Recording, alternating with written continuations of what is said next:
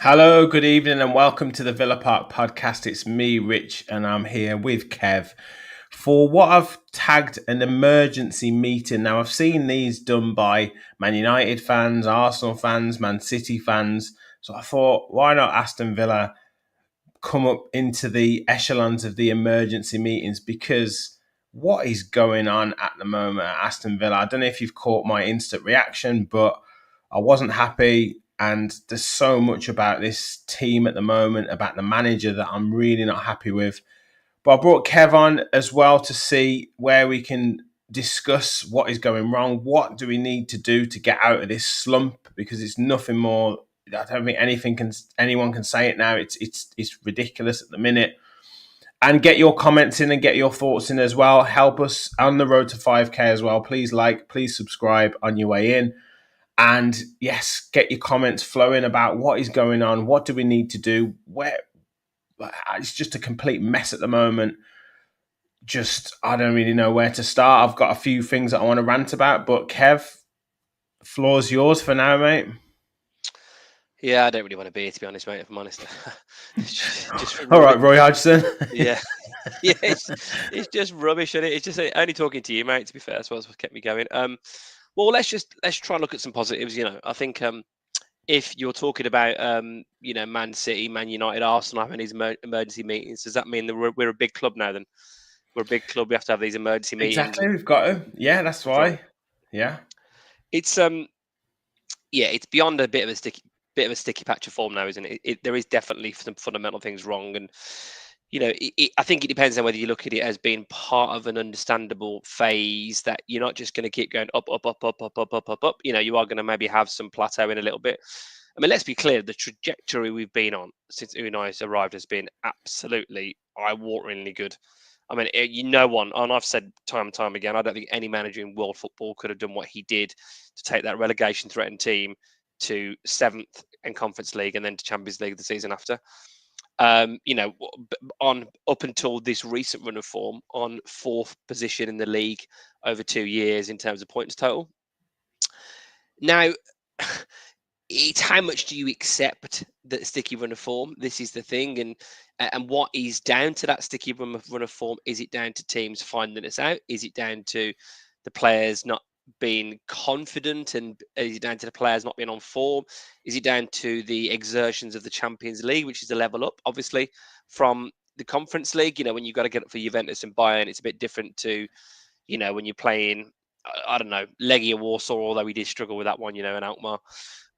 Is it that it's a funny season? And let's be clear, like, if you'd have said 6-7 games ago, we'll have more points than Man City across the next 6 games in the league, you would have gone, I'll take that all day long. I think we've got like 1 or 2 more points to them because we've had a couple of draws.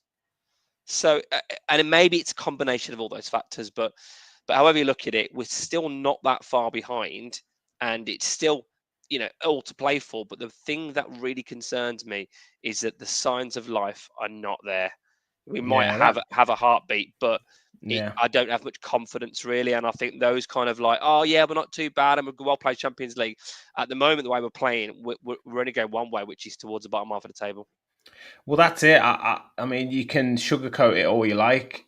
And me and Sam tried to be really, fairly positive before the Chelsea game and kind of talk about green shoots of recovery, drawing 0-0 Juventus.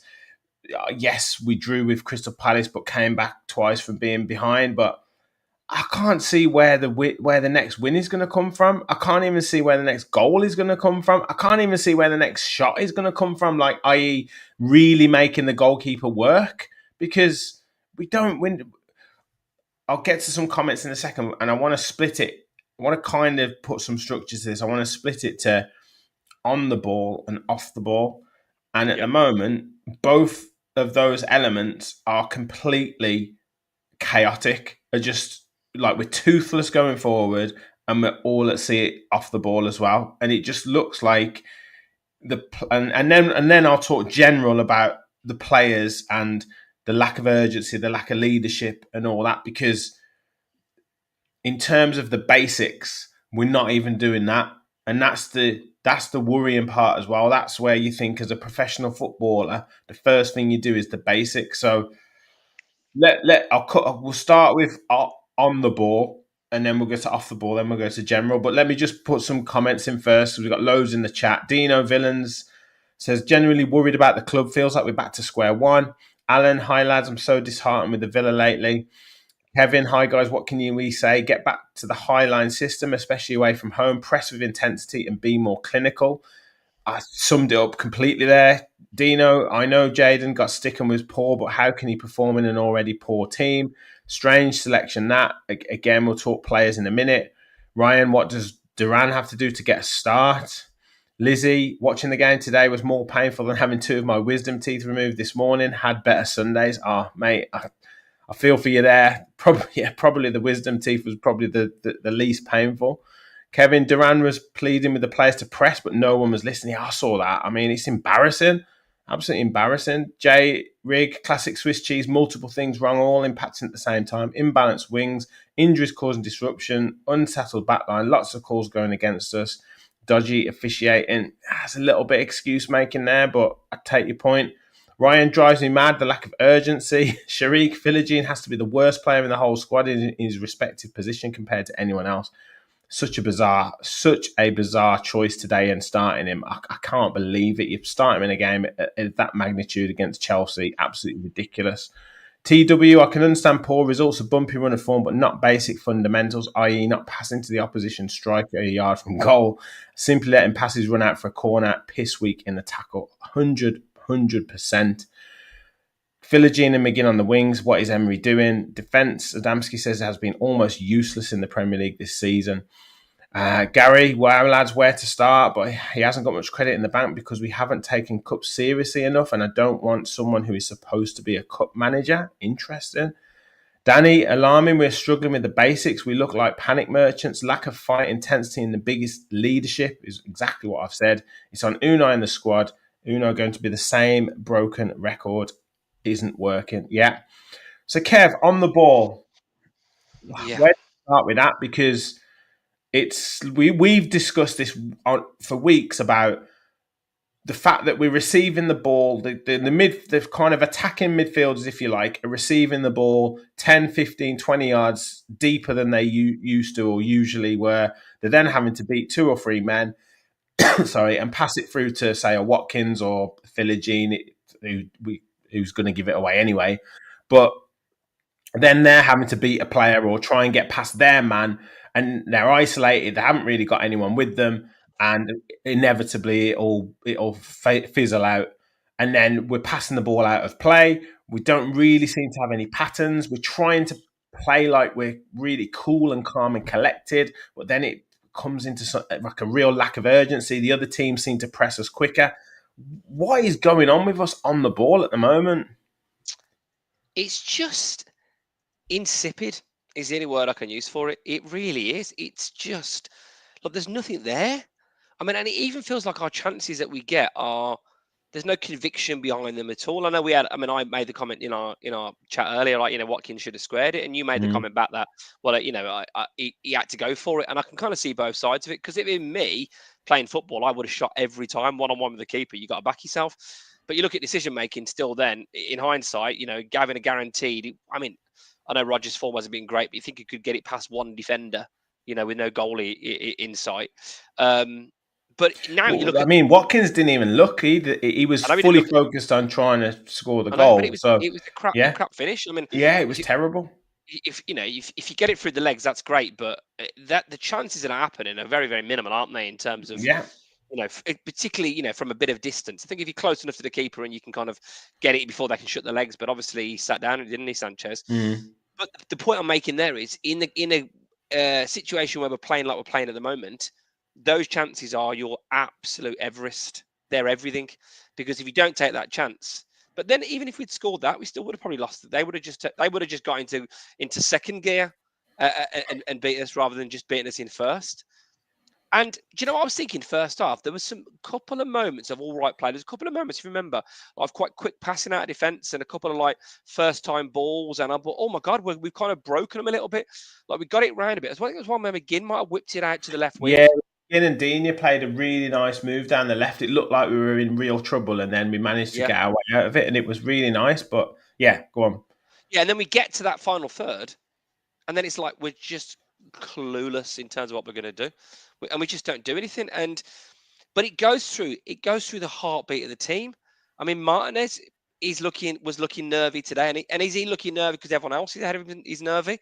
Someone put it in the comments, but the amount of times today when I don't know who it was, I can't remember back, but they're playing obviously that keep it round the back, and he went out for a corner a couple of times, just let the ball run out for a corner. We're just going further and further back. Yeah, It's like we expect there to be an extra, like in rugby where you've got the end line and then an extra 10 yards for where you score a yeah, try. It's like we thought we had an extra 10 yards behind the goal. It's like, what are you doing?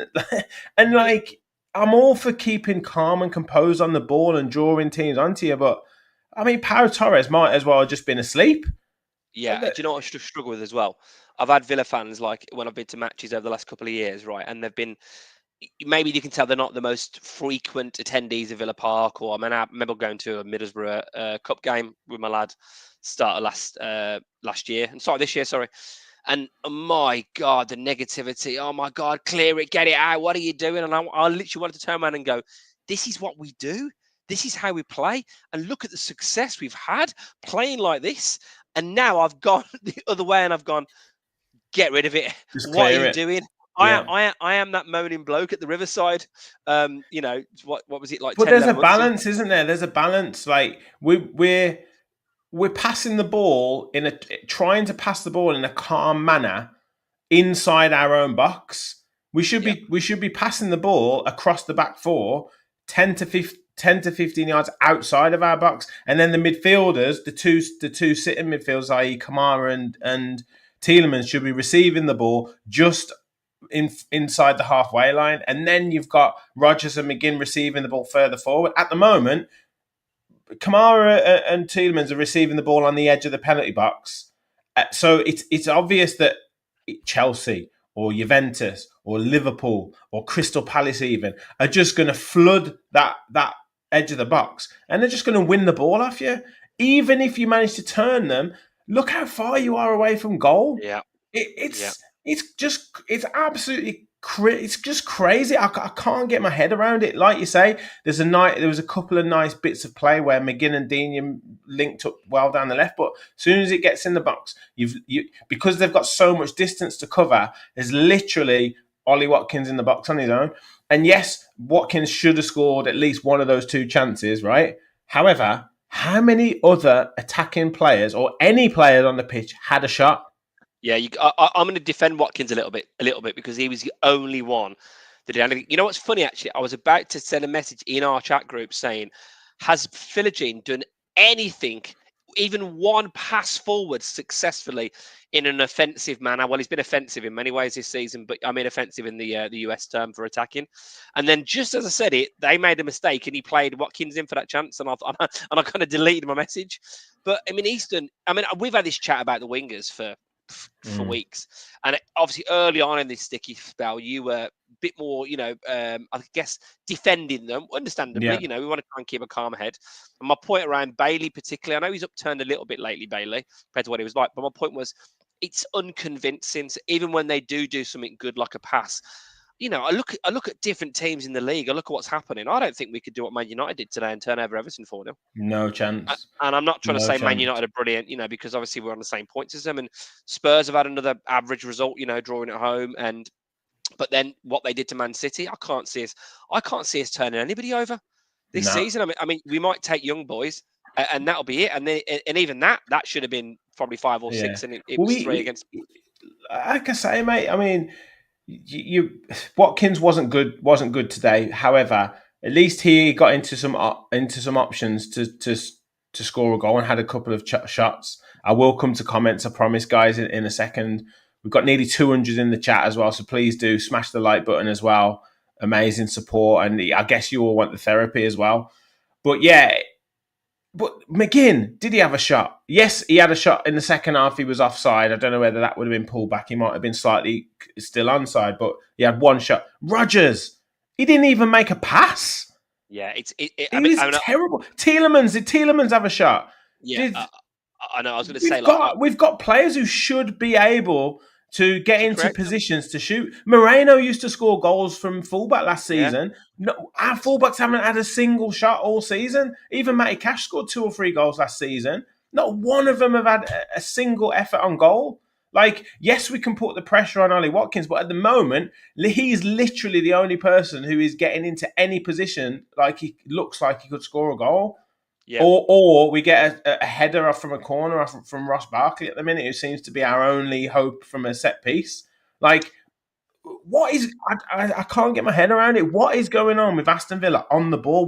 Why are we not getting players in the box? Why are we not having players beating players? Why are we not just letting the players do what they're paid? Like, why aren't the players just doing what they're paid to do? Ollie Watkins is paid to get the ball into space, into an area where he can score, go and shoot. Jaden Philogene or Leon Bailey are paid to beat their man and put the ball in the box. John McGinn is paid to press Morgan Rodgers and then either create or score, same as Morgan Rodgers. Why can't they just do that? Like, I don't understand it. Yeah, do you know what I was going to say as well? Like, I know obviously there's been a bit of stick on some of the wire players, and look, you know, it's not all on them. I think sometimes the wire players can sometimes be scapegoats. Listen, Bailey and Philogene particularly have been very poor this season, and absolutely that point stands. But you bang on, mate. You bang on with everyone else. And I tell you what surprises me as well. It's when players are clearly not in form, we've got a decent enough squad now in terms of options to be able to give someone else a shot. And I think, you know what? I can understand that point, but if you keep playing them, they'll find their form because they're good players. But Rodgers has done nothing for 4 or 5 weeks now. I mean, literally nothing, really. Passing's been all over this shop. He had one decent run today and he kind of got help pulled back, I think. And then, I think he got away from his man pretty well at one point in the first half and charged forward. I thought, oh, here we go. But I don't have confidence in any of them now. When they get in the final third, they're going to play a good pass and then finish it off. But you're right, it's across the team. I mean, it just looks. I mean, the second half, I saw some stat about was it the least touches we've had in the opposition half or something? There was some stat, I think maybe FC stat put out. Like, it's just absolutely. There's no ideas. It's just a clueless situation going forward. And some of the stats that popped up on Sky Sports today, about where we are in terms of certain statistics in the league, like the bottom sort of 5 teams in the league. I hate it when they do that. It was embarrassing. It was like they've got XG in the stats now, but apparently we concede the highest XG of chances with something like 19th on goals conceded. Honestly, it was embarrassing. Particularly when they're talking about Chelsea or Man United for the whole day, basically. And the thing that annoys me is I've been defending Villa so much in the last year. You're a flash in the pan. You've had a lucky season. Everyone else was off it. That's why you've done it. When everyone was saying, Villa won't last. And God, I was one of the biggest proponents of that on this podcast, going, no, we're here. We're going to finish third. Opportunity in this league. Look what Man City are doing. Not much. Look where Spurs are. And then look, and West Ham are having an absolute stinker of a season, right? West Ham, I mean, he's got to be close to the sack, isn't he, Lopetegui? Yeah. He's got to be close to the sack. I mean, they've managed to beat Newcastle, and the next thing you know, they've been turned over again. And we're only 4 points ahead of them. Yeah. After 13 games. It's honestly, mate, it's embarrassing at the minute. It is really embarrassing. But then so are Newcastle. Well, I mean, Newcastle are the same. I've watched some of their fan chants. They're the same as us. They're baffled as to what is going on, and like lack of plan B and not even a plan A, and they're kind of having the same conversations as us. And you're hoping that you can get out of this bad run of form and put it down to this bad run of form. But I can't see where the next win's coming from. I really can't. I just. And you're right in what you're saying about freshening it up, squad basis. You've got play. Hopefully, Onana's coming back to some form of fitness. You've got Ross Barkley who could start. You've got Ian Matson who could start. Yeah. You've got. Like I said, I don't know why Leon Bailey wasn't starting. You got John Duran who should be starting. You just freshen it up a bit. Like just bring one or two players back in. I mean, even Tyron Mings or I something think like that. Mings. Just some I, talking. Just some. I say I will talk about the leadership point in a bit, but yeah, it's just there are a few, like someone's put about Buendia, and look, I've been one to criticize Buendia, but I mean, if what is he going to do any worse than Morgan Rogers and Leon and John McGinn at the minute? mate, I Like said this. seriously, what is he going to do any worse? I said this a couple of weeks ago. You got to, when it's not working. I don't think this is a debate anymore for me. I think Tyron Mings has to start because defensively we are abject. I don't care about progressive passes out of defence. I don't care about England squad Yeah, regulars. I don't give a shit about it. The key attribute a defender should have is keeping the ball out of the white sticks with the white net. Right, that should happen. And we are terrible at it at the moment, and we've been terrible at it since Tyron Mings got injured. So for me, defensively, purely defensively, he has to start. Whether that's in a back three, I mean, I like Torres. I think Torres ideally we can fit him in the team. But I think that isn't even a debate anymore because he's not going to get any worse. I mean, other than if he starts playing basketball in the box again, but you get my point. And I don't think you've got anything to lose to bring in Buendia because, again, before his injury, I thought he was actually, he contributed pretty well towards the end of that season. When we finished seventh. And these are two experienced players that are sat waiting for time, and then you can see him persisting with players that are clearly not at it at all. well, that's just going to lead to an unsettled dressing room because if you're a player, you're looking at you're a John Duran, you're an Emi Buendia, Tyra Mings probably not so much, but you're looking at the results on the pitch, the performances of these players, and you're like, I can do a better job than him, and he Yeah. keeps getting played every week. I'll keep busting my ass off in training, and he's still playing. Like it leads to that kind of situation in the dressing room. It always does. Like that's just people, that's characters. You as a professional footballer think that you're better than the person who's playing in front of you, Yeah. and that's what happens. So if you see the manager consistently ignoring you, you're just going to get pissed off. And to be honest, I saw Watkins come off the pitch today, and he glared at Unai, and I'm thinking, I don't know if he wants to be around here anymore. Mm. Yeah, well, I mean, look, if they keep this form up, I think all the big ones will be off, and it's going to be a proper crisis then. But hopefully, it doesn't get to that point. I think if you look Yeah, at the team, right, you look at the team, today. Look at the team this season. Martinez, okay, fine. If he's fit, he's unbelievable. We're okay with that. I think Cons is a no-brainer. I think Digne, I know there's a lot of clamour for Matson, and I do think Digne still sometimes has limitations, but I think largely Digne's been fine. Kamara, absolutely one of the better players generally. Like I think he's such a pivotal to this team. Outside of that, Watkins, I think David Duran's done enough in his cameos in the last 6 or 7 games to prove that he should be starting. Although admittedly Watkins isn't in great form in front of goal. But outside of that, Rogers, Philogene, McGinn, I even think Tielemans has dropped off. I think Torres has dropped off. I think Cash has dropped Tielemans off. was poor today. He has been Yeah, poor for the last few weeks. I think there's yeah, 6 or 7 he was. players there. Yeah, I don't think. I mean, I'm just going to go off the top of my head now. If the team on Wednesday night was Martinez, and then say Cash, Konza, Mings, Matson, it was Kamara, Barkley, it was Buendia, Duran, McGinn, Tielemans, for example. I don't think you could argue with 4 or 5 changes like that.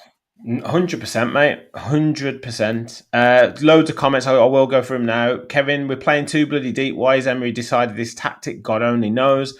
Jim, missing Diaby and his raw pace as well. Bailey's getting better, but still way off it. Worrying times at the minute. We had to get it in there. Lewis says bring back JG in January. I don't want any Man City players at the minute, to be honest. Gary said the players maybe have had enough of the long team talks or something for us to fall off a cliff like this. CC, I hate to say it, but it's really bothered me how we limped to the end of the season. Palace killing us by 5 was embarrassing. We Yeah, it's a good carried point, that form into this season. Good point. Dino, why does Jaden get stick? He's a young winger from the Championship. Of course, he's going to struggle. He'll thrive when we're playing well and vice versa. Yeah, that I think that's the point, though. Why play him? Why play him today against Chelsea? Why not play him against Brentford or Southampton? That's the strangest thing the strangest decision. And you could maybe understand it if he was going to be playing in a more defensive right wing position, but he wasn't. He was expected to be attacking. So I don't understand. I really did not understand that. That was just making Cucurella's job so easy playing against him. Adamski at this rate, the only club that will reap this setup is Brighton if they keep finding cheap gems and getting coached well. Yeah, I think that's to do with the PSR stuff. Sharik Philogene is so bad he shouldn't even be on the bench. Yeah. Why is Barkley the only one having to go at goal as well? CC, she agrees with you, Kev. Watch the Prem games of other teams. We play like we're 20th. I don't know who we are anymore. We have zero style. We've lost ourselves. Kevin, can we honestly say it against Brentford on Wednesday? We're going to go full throttle at them, deeply worrying. Adamski, if an out of form Buendia and Bailey had a baby, it would be called Philogene. Yeah, there's so many comments. Bear in the garden, midfield is a shambles. Kevin says Bailey's not being at it by his standards, but blimey, starting Philogene, it's like someone has swapped Emery's brain for Gerrard. Mings is a leader. Yes, just so many. Steve says to get more solid, I really think Mings should come in and we play with three centre backs, 5-3-2 formation, double pivot in Kamara and Onana. And I think we could grind out some wins. We have to get back to basics and be hard to beat. It's just so much in terms of going back to basics, and also I guess we'll talk about off the ball now. But some of Unai's comments, and me and Sam talked about this the other day when he was kind of saying how the players are still playing really well and they're doing what he's asked for, and he said that again today. Like we wanted to come here and play with personality, and we're trying to instill that in the players, and they almost they did what we asked them to do. What is he seeing? Because every time Chelsea looked like they were going forward, we were just a complete shambles across all areas of the pitch. Yeah. You're thinking that's a more solid back four in terms of Cash, Konsa, Pau Torres, and Digne, but at times it didn't. It just seemed like they were cutting through us at will. Tielemans was too stretched. That we didn't cope with them. Then bringing that extra man into midfield, just total lack of discipline. When we were trying to drop off, and it was almost like we drop off and say to stop, say a Morgan Rogers or an Ollie Watkins running and pressing by themselves. But then what that meant was Morgan Rogers seemed to be just running around in circles, like he was half pressurizing one of their players, then coming back and then half pressurizing someone else. And he might as well have just stood still and conserved his energy, because we weren't pressing in any way, shape, or form. And Chelsea, the second goal just summed it up. They had so much time to control it and look for another pass and then move into another space, because we were just completely standing off them. Yeah, the thing as well, which is the key word, is urgency. I mean, Chelsea. Can you hear that squealing in the background? That's my great Dane. Can you hear him? Is he hungry? He's in his sleep. He's dream going. Ah. He's going. Hopefully he's having a better dream. Perhaps he's dreaming of Villa beating Chelsea. He's dreaming about Gerrard being brought back into. Yeah. If you hear a high pitched squeak, it's not anything coming from any part of my body. By the way, it's definitely the dog. Just to be clear. Yeah, there's just such a lack of urgency, and it seems like other teams and they're attacking are cutting through us. Spurs, obviously, a few weeks ago when they did it, but when they it felt like today, you know what it felt like? It felt like it was easy. It felt like a situation where you ever been to like a kids' football party when sometimes the dads get together and there's like 6 dads and like 25, pick your age, 25 6-year-olds, and the dads can just like ping one over the top and then chest it down, and then they all chase around you after you, and you still can score whenever you want on your own against loads of kids. It felt like we were the toddlers today. We were the little kids. And whenever they wanted to score, and they got those 2 goals so easily. I mean, that cross comes into the box and Jackson's just kind of on his own. I know it took a little nick, the cross. So that's maybe it's one of the reasons why they weren't set for it, because it flicked, I think, Cash's foot and then went to where Jackson was. But I just felt like it was just too easy. And then, of course, that second goal, they just cut through us. I mean, again, Fernandez, great touch, slightly lucky to fall in front of him. Bang, you're 2-0 down. But the urgency that they showed, for me, watching Villa off the ball, there's so many gaps in between the players. The positioning seems all off. I mean, we seem to them being clumps in the wrong part of the pitch and getting overloaded in other areas. the confidence just doesn't seem to be there. Then when we do get the ball, we feel like we don't know what we want to do with it. The touch is off when we do get the ball. I was actually thinking this the other night against Juventus. Like, I was actually thinking the difference actually at the time between Digne and Cash. When Digne was getting the ball and he would like be like chesting it forwards and going towards where he wants to go to, and Cash and get it and cut back on himself. And there was a clear sort of like comparison between those two. But it seems like a lot of the team, heavy touches, bad passes, seem to be passing sometimes like when he's catching it with their heel. I mean, I'd be annoyed with my son doing that at under 11s football. What pass it properly. And yet, this is professional players doing it. Martinez caught the disease, and ultimately that's what's caused his injury, because he's got a hand injury by recovering from his messing it up. I mean, it completely sums up the panic. As I say, it's the analogy of we're like a swan. We're swimming. We look like we're swimming serenely on top of the water, but underneath we're just panicking like hell, with our legs going crazy. And it's like we're trying to do this passing across the back. We're trying to look like we're cool, calm, and collected, but really we're absolutely shitting ourselves. And it's summed up completely by the fact that Pau Torres passes the ball back to it was a pass back. We know it was, passed it back to Emi Martinez, and then Emi Martinez completely messes up and passes the ball to Nicholas Jackson. Like, what happened to, as you said before, trying to put Chelsea were playing quite a high line and were leaving themselves quite exposed at the back. So what's happened to trying to look for the ball into the channels, trying to push up 10, 15 yards further forward, make your line a little bit higher so that then you've got you haven't got Kamara and Tielemans on the centre-back's toes so they can push forward 10 to 15 yards. It was just like we just retreated back into our own half, hoped that we maybe nicked the ball off them, and then we could maybe try and spring some sort of attack with two players up front by themselves. You've got to get bodies going forward. You've got to win second balls. You've got to compete for bouncing balls or for loose balls, and then try and play in their half. Like, we did nothing. We didn't do any. We didn't have any possession at all in the opposition half. All it was the odd fleeting attack into their half. We'd put a couple of crosses in that would invariably be overhit or would be blocked, and then we'd be under the cosh again, or the goalkeeper would get it, he would pass it out, and we'd retreat back to the halfway line, and then Ollie Watkins and Morgan Rogers would pretend to press, and that was basically it. Yeah, we just looked clueless, and what surprises me is this team became just such a confident force, didn't they? Almost immediately. I mean, let's not forget, we were an absolutely stinking form. We had a couple of 4-0s. One went for us, one went against us with Aaron Danks against Brentford and Newcastle.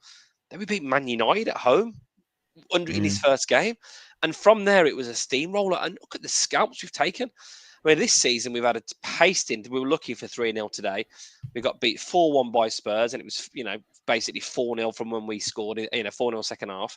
We beat both of those teams last year with really solid quality away performances. Sturdy, didn't look like we were going to get broken down too much, and then took our chances. Think about some of the wins. We've waxed lyrical about it in the past, but, going back towards the back end of 2023, when you were beating, 4-1 West Ham, 6-1 Brighton, some big victories against some teams. Away wins, obviously, against Arsenal, Spurs last season, Chelsea last season, as I said. Home wins against Arsenal, against Man City. Big wins. Villa were a challenge. Villa were a team that could take points off anybody. Villa are a big force. Now we're a wet wipe. Now we are just absolutely, like a quaver. Just give it a little squeeze and it crumbles. I don't understand where this is. It a heart thing? Is it a confidence? I never want to say the players aren't passionate and not trying. I always struggle with that as an argument, because I think that they are trying. I just feel like they feel a bit lost at the moment. Whether it's a confidence thing, whether it's fatigue, I don't know what it is. And some of them need taking out of the firing line. So I don't doubt that they're hurting. I don't doubt they want it to work. And look, we have had a difficult spell. We have had Spurs away. We have had obviously Chelsea away. We've had some difficult games. We've had Liverpool away. We've had Juventus. It's not like we've had loads of gimmies. But to not get any wins out of any of those games and not really look like it. It's the manner of the performances. It's the fact that, like you said before, last season we went to these places and either won or put up a decent decent performance or decent fight, barring probably Liverpool away. This time, like we turned up and it was like Dean Smith and Steven Gerrard all over again. Easy to play against, easy to get for our midfield. I mean, what has happened? How have we gone from? Yes, we knew that we conceded goals last season, but how have we gone to be so sloppy and so just gift chances away? Like, what has the team doesn't seem to be that much different to what it was last season. The formation doesn't seem to be that much different to what it was last season. Look, I know people in the chat saying, Ryan just Rye says we've been figured out. We need a new tactic. Says teams know how to play against us. Unless we change our style, then we're going to be bottom half for the rest of the season. Ashby says Watkins too isolated. Time to play two up front. Change formation. Kevin says winning the ball outside our backs just leaves too much distance to hit the winger or forward. That's why the high line worked so well last year, squeezing the opposition further up the pitch. Matty says, I thought we had it nailed on last season. Tielemans behind Watkins and Rodgers off the left, and even McGinn and Kamara in the middle, as he played decent in a double pivot last year. So, like, what is it? Is it changing one or two players' positions? What has made us so easy to play against at the moment? Because as I say, it's almost like the Steven Gerrard, Dean Smith days where teams could just steamroll us. Well, I wonder, well, not to make this as an excuse, but obviously the PSR rules, I think we would have wanted to strengthen more than we did to handle the European campaign of the Champions League ilk, and to probably get the squad to be a bit more up to speed and have a bit more strength in depth. And we've not been able to do that, and I think that's clearly been highlighted with our defensive frailties. Because if we'd have had a better option coming in, like a Gertrude, for example, I don't think it would have solved all our problems, but I think it would have given us a bit more. And I think we would have brought in probably a number 10. We seem to be lacking a bit of creativity, don't we? And, all reliance is on Morgan Rogers at the moment. Now Bailey's not at it. And it's a hell of a lot of pressure for a guy that was playing And championship. he's not at it, is he? He's not. Let's Not at face it, he's not, man. He's not got enough to his game. No. Yes, he could run past players. Yes, he's strong when he gets moving, but when he's trying to add some finesse, when he's trying to play the one-touch passing or control it with pressure on his back, he can't do it. And his shooting isn't good either. No, his shooting's not been good at all, really. So many elements of his game that aren't good enough. Yes, he's got what he is good at. He's brilliant at, and that's what's got him into the England squad. But what he's not good at, he's really poor at the moment. And especially as he's probably a little bit fatigued, especially as he's not in good form, because those things are really showing at the minute. His passing's way off. He's not having any shots, and when he does have a shot, it's like a pass back. He's not playing well. Yeah, it's been really disappointing, hasn't it? He himself has been really disappointing in terms of to get that sort of the heights of getting in the England squad and then have a situation where all of a sudden his form's dropped off. McGinn looked like it, didn't he, when he got those 2 goals in 2 games for Scotland? Oh my God, maybe McGinn's back to form, but we haven't seen it at Villa. I still think he gets about. I still think he gets stuck in, but it feels like his quality is dipped. And I keep thinking, McGinn will prove himself. He's not that old, but it feels like at the moment we've got players like McGinn, key players, McGinn, Watkins, Bailey, Tielemans, Torres. I even think Collins has been off it this season. He tried a couple of things today, like flick backs and stuff. It was just there was one where he gave away a chance, didn't he? Where he woeful. And João Felix was on. And I mean, McGinn, there is an element, as I keep saying, they're receiving the ball far too deep. Like McGinn used to get the ball about 25, 30 yards from goal and he could turn on it and then he would be right in front of goal and he could have a shot, or he could play in Ollie Watkins, or he could play it out wide to one of the wide players. But at the minute, he's trying to receive the ball in his own half and then trying to roll the player. They know exactly what he's going to do. Caicedo is like he's played against McGinn too many times to know what he's going to do. Yeah. Like he's got to think of something different, but we've got to start pushing further up the pitch. I really don't understand what these tactics are. I really don't understand in the passive way of playing off the ball, and then this slow, lack of urgency, nonchalant style on the ball, and just passing the ball across our own box. It's asking for trouble. I really can't understand it. We are, I think, at the moment gonna. If we keep this up, we're going to look back on this as being a massive missed opportunity, because really the way we're playing, we should be so far adrift of the European positions, not winning 8, and yet we are still right up there. It's absolutely crazy to think. But Yeah. it's opportunities. You keep this up for another 3 or 4 weeks. All of a sudden, you get to the new year, and all of a sudden you are then a fair amount behind. I mean, obviously Liverpool are streets ahead of us now, aren't they? Man, we can't talk about anything to do with top. We can't even talk about top 7, mate. We are terrible at the minute. We are absolutely terrible. So I don't even want to talk. I just want to get a win, and then we might be able to talk about top 10. Then we Just win might be any able to talk game. about higher. Yeah, just get a Win win. Like any game. we Liverpool, Arsenal, Chelsea, not even in our stratosphere at the minute because we're just awful. Like, and Brentford have just battered Wolves. Sorry, not Wolves. Leicester 4-1, and they. I know they're bad away from home, but they did us. They gave us a tough game, 2 tough games last season. We had to rely on Watkins to score 2 goals last year to get it to 3-3. We gave them 3 goals that were just ridiculous last season, if you remember, at Villa Park. So I'm just thinking, can we just get a win? Some by hook or by crook, please. Do you know the other thing that gets me as well is even up until early this season, it felt like there was fight in the team that when we went behind, think about some of the comebacks like that great header by Watkins to get the point against Brentford. The comeback win against Luton when we were 2 up, then it was 2-2, and then Digne sort of last minute header back post. Obviously the comebacks against Wolves and Everton this season. It felt like there was a bit of fight in the team. In any of these defeats lately, we felt like we were going to get back into it at any point. I mean, Yeah. I felt like Liverpool, we might have nicked a goal at some point. We didn't play too bad, but really, in terms of Spurs, in terms of Chelsea, in terms of some of these defeats, you look at it and think the game's done. I tell you what's interesting as well. I commented on this on a couple of pods back when we lost to Bruges. That ridiculous picking the ball up situation by Tyrone Mings, and the comment afterwards, I can't remember if it was Emery or one of the players. So basically, that was basically the game done. And I remember thinking that's an odd thing to say because you're 1-0 down against a team like Bruges, but is the confidence so low? Are they so bereft of belief at the moment that being 1-0 down in the game makes you think that you haven't got much chance to get back into it? And I would have thought this team would have thought even if they were 3 down, get a goal, see what happens. And it's me trying to convince my lad today, it's all right, we'll get a goal in a minute. And he's going, it's over, it's done, it's done. And at 10 years old, he knows now. He knows enough about the Villa. And I thought I'd managed to sort of, coax him into believing that we are this big team. Villa have got to show it now. It annoys me as well because as much as Emery needs to take some of the criticism here and responsibility, you're now getting the people coming out saying, "Oh, he always does this. It goes wrong eventually, and he can never get it back. He's got no plan B."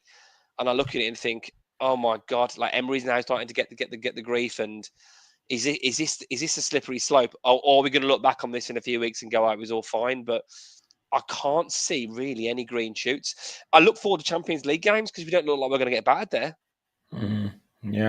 Yeah. A few comments coming in. Peter said we need to be more serious off the pitch, stop messing about and get a new amazing stadium, progress the club, be the big club we are. I think it's a while away that. Scotty, we've looked slow and ponderous all season, even in winning. James on X says we concede sloppy goals every single week. It's clear where the issue is. Back to basics approach needed. Rachel, we need a goal from somewhere, as a lot of our goals have been chalked off or goalkeepers have had worldies.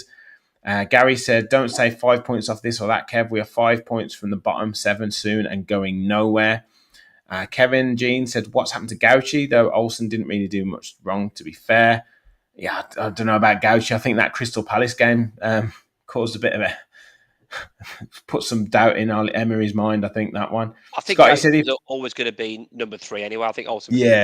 Yeah. If Ollie had a winger whipping first-time balls across, he'd have a chance. I want a winger to be right-footed on the right with first-time balls in when past his man.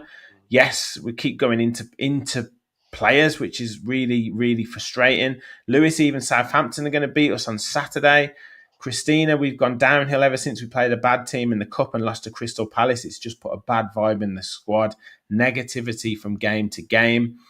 Adamski said, sometimes I think I must have done something bad in a past life and got born into a Villa family as punishment. Yeah, I think we're all like that at the moment. Rub said Bailey, Rogers out of form for a while now. Carlos always a weak link, missing Onana's physical presence in midfield. Absolutely. So just to finish up, thanks for everyone joining as well, guys. It is amazing. We've got over 300 in the chat. We did start a bit earlier, so apologies for those joining us. I did put a message out, but we did start a bit earlier.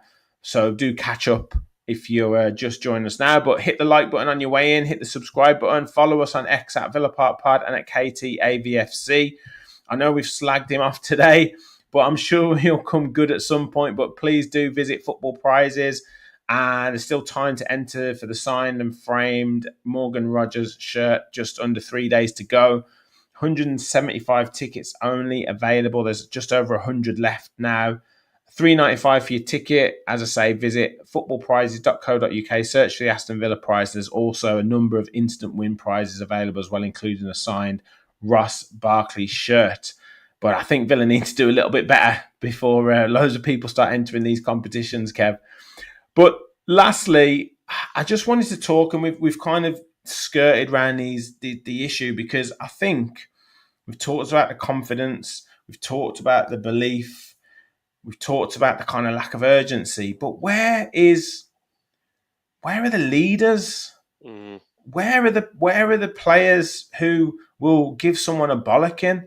Why are they looking to Emery all the time? Like, is this like the problem now with having a manager or a coach that's so meticulous like Unai Emery, in the terms of like players can't kind of just grab the game and do something that they want to do and play off the cuff, or take the game as the game's going, they see the situations happening and they think, we can't just keep playing like this. Like, how we're just going to completely get run over. But where is the leaders? Where is someone having a go at someone? Why are they just shrugging their shoulders? Why aren't they pressing? Why isn't someone telling someone to get in? Where's John McGinn? He's meant to be the captain. Why isn't he? Like, he came out after the game saying, "Oh, I don't want to. Can't use the Champions League as an excuse because it was tougher for us last season," which is correct, by the way. But why isn't he having a go at people on the pitch? Like, us football supporters would give everything, just everything, to be on the pitch. And the easiest thing to do is to run and give 100%. And at the moment, I feel like the players are leaving stuff on the pitch. They're not giving it their all. They're not, and no one's calling them out on it. The manager keeps saying, "Oh, they're doing what I'm asking. They're doing as I'm saying."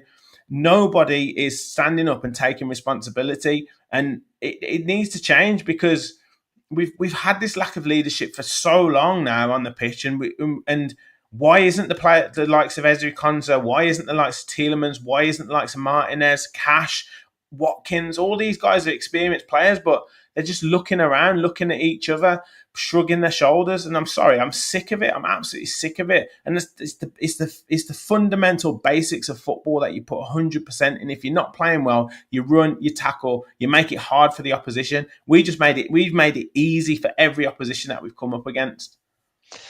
Yeah, and I do think with the manager point you make, that there's been plenty of managers in the past that have been, real sort of tour de forces.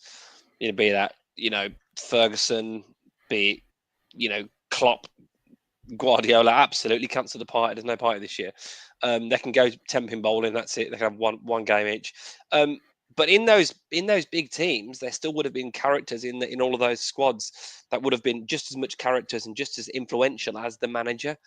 I don't think the likes of Konza, Cash, McGinn, Watkins have probably ever been the loudest in terms of their natural personality. And that's why I think, Mings on the pitch, Mings, you can hear him. You can hear him when you're watching it on telly. And is that enough of a reason to play someone who isn't in good form? Well, ordinarily you'd say probably not, but we don't even know if he's in good form or not. And actually, from the form I've seen him play, other than the Ricky did in the Champions League game, I think he's actually looked all right. I think he looks fit. I think he looks strong. I think you've got to have him in the team. Martinez, I think, is a leader. you'd expect more from your senior players, the ones I've Yeah. mentioned.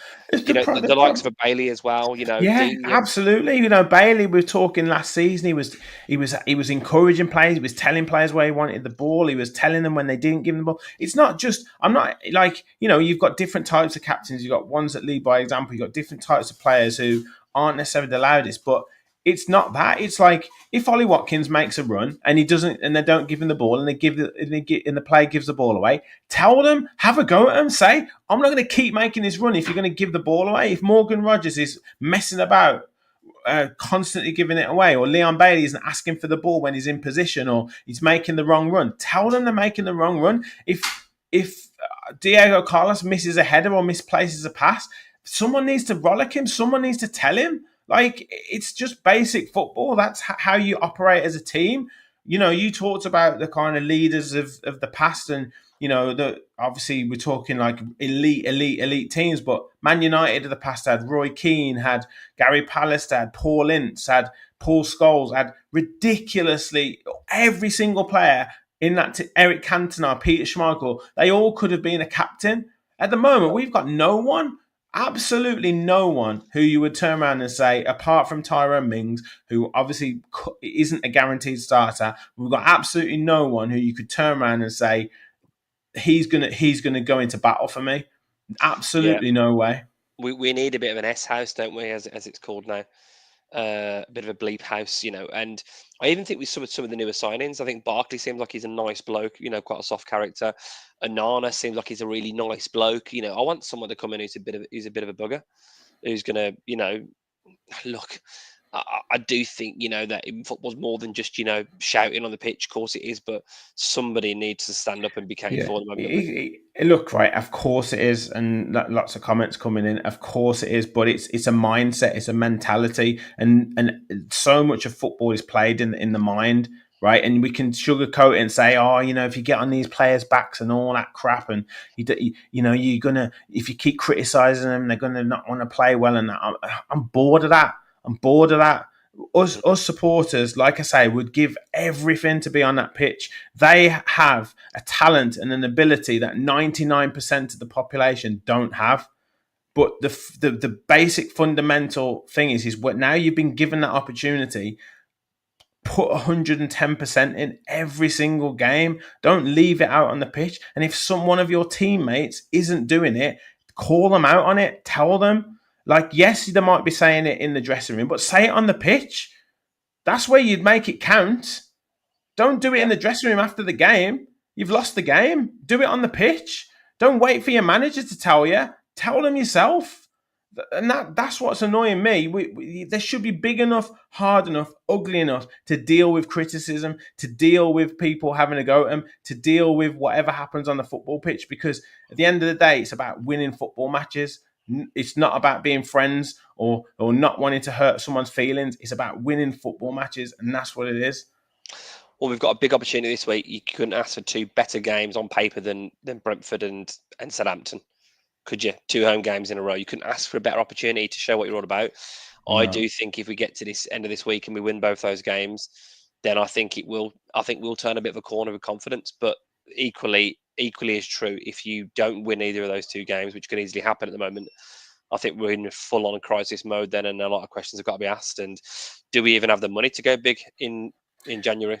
I don't think we do, mate. I think there's too many question marks around it. Yes, we've got a fair few rumours, but if you look at the kind of players that are being linked, it's kind of bargain buyers, 10 million, 8 million here, 8 million there. It's considering bringing Louis Barry back. Yes, I know we're saying, oh, we might loan him out to a championship club, but do you know what? I think they'll be having conversations about we might have to bring him in because or we have to sell a big name to Mm. get to bring someone in because it's not looking great at the minute, and I want to be positive, but I'm not going to be anywhere near anything like positive until we get a result and then we get a convincing performance and we win kind of these two games.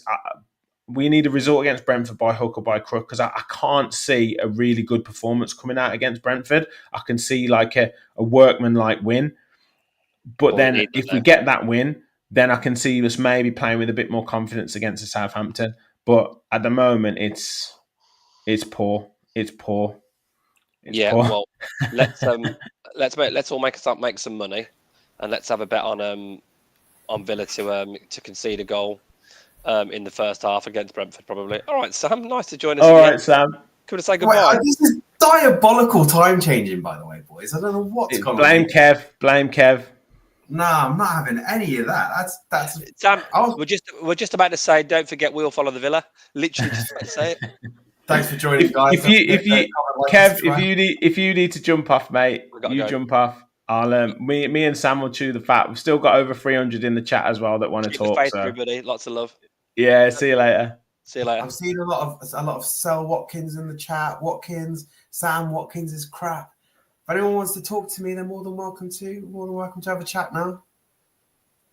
Look, mate, we've you.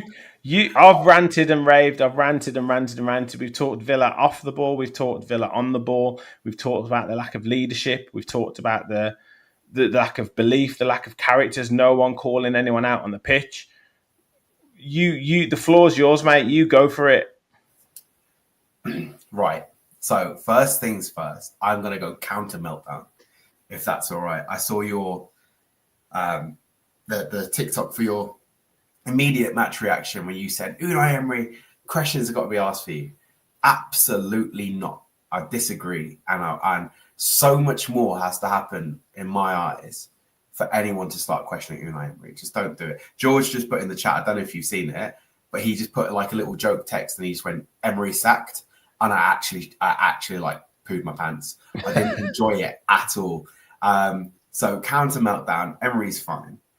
Performance-wise, we are horrible to watch. We are so slow, and we are poor all up and down the pitch, every single part of it. And for people, I could just like going through through the comments, I can see, balls coming into Ollie are pathetic. He's not getting enough service. I am not having it.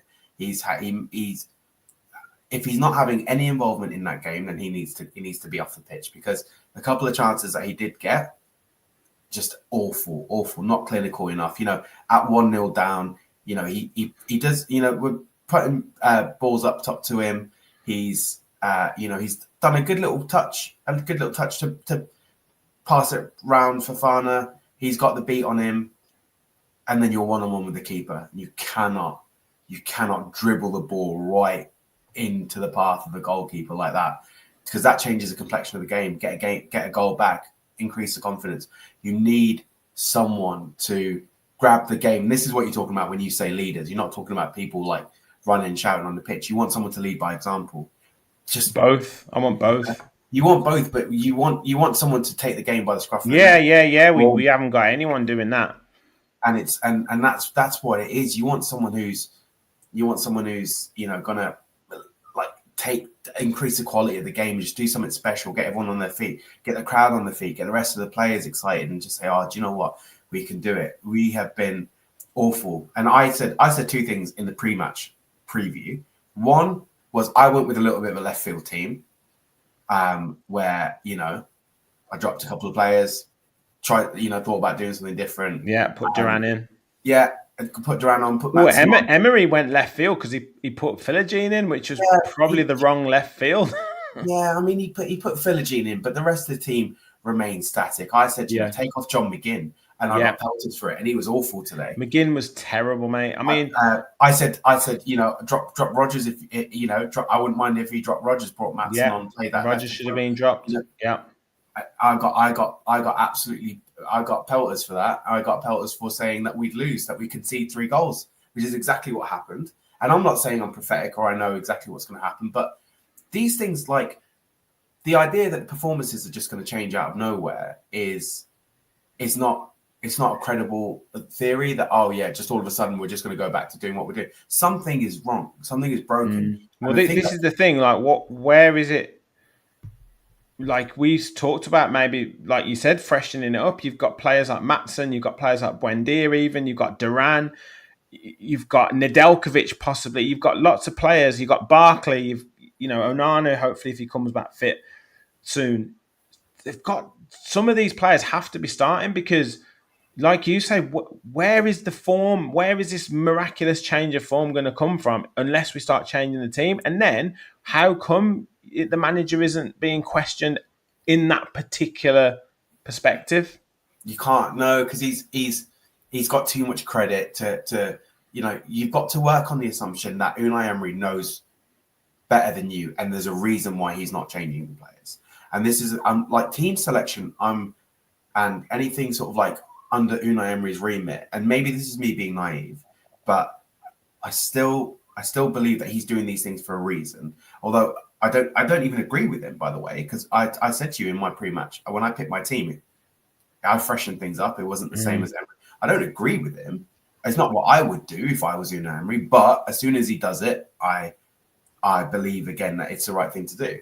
My biggest problem with watching this Villa team, and I'm sure you've said it a million times already in this whole podcast, and I said it in the preview, is this lack of intensity. The players remaining static, people not closing people down. Like Cole Palmer's goal, I've never screamed at a TV so much and just said, close him down, constantly closing down. He knew what he was going to do.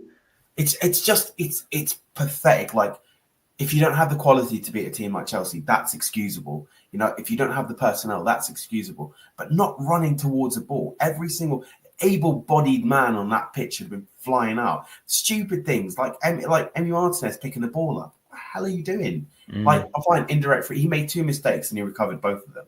So ultimately, they didn't really cost us anything. But getting beat at your near post by a Nicholas Jackson little flick on, like, it just seems like a lack of effort. Do you know what I mean? And I don't like this idea that confidence, like football is very clearly confidence based, but I hate that idea. I hate the idea that your confidence can be down and you don't play well. And it's just, it was. Well, you don't run. You don't run. Like, I said that just before you came on. Like the prerequisite is when you're not playing well, when you're in a bit of a rut, is to put in 100% effort. And you never want to call to kind of accuse players of that, but it's hard not to when you see what we're seeing.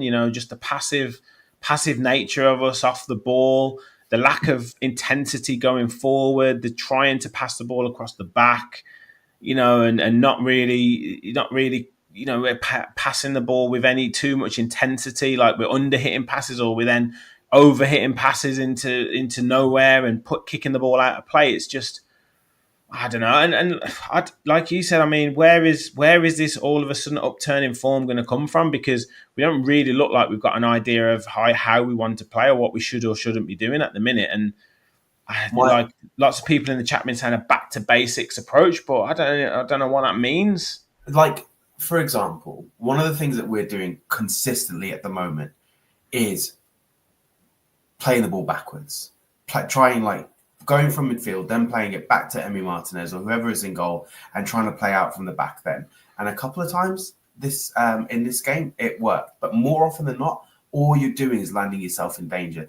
Stop playing out the back unless you have to. When the ball is at the back, play out the back. That's absolutely fine. But don't send the ball home and let teams press you in the hopes that you can take maybe 2 or 3 players out of the game with a clever sequence of passes, because you've still got 8 people behind you. And you've spent 5 people building up that play. There's not a net value add here. You're losing it. And the second thing is just like moving towards the ball. I said this in the pre-match preview. When talk about receiving the ball, I've just come from football. I've got my Bayern top on at the moment. That's why I was late, because I've just come from playing football. And even today, I was trying to sort of practice what I was preaching on the pre-match preview. Whenever I wanted the ball, I'm not just standing behind my man. I'm going left, I'm going right, and then I'm going in front and saying, give me the ball, like just moving, give an option, close the ball down, chase. It's just, it seems like the players are defeated before they even step on the pitch. And as a fan to watch that, like I knew we were going to lose this game before we even started, because Chelsea we scored 14 goals in the last 5 games and we scored 3.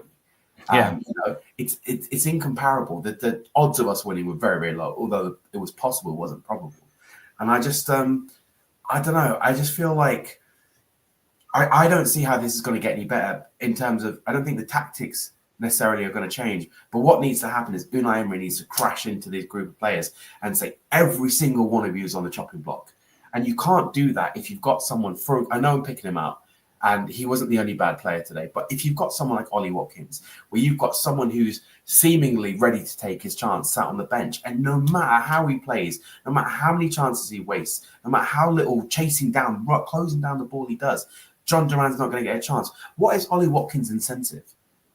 He's got no fear of, oh shit, I'm going to lose my place here. I'm going to lose my England place. I'm going to lose. He needs, Emery needs to say to his players, if you don't get moving and if you don't rise to the level that we're now at, I will find someone who will, and I will get rid of you.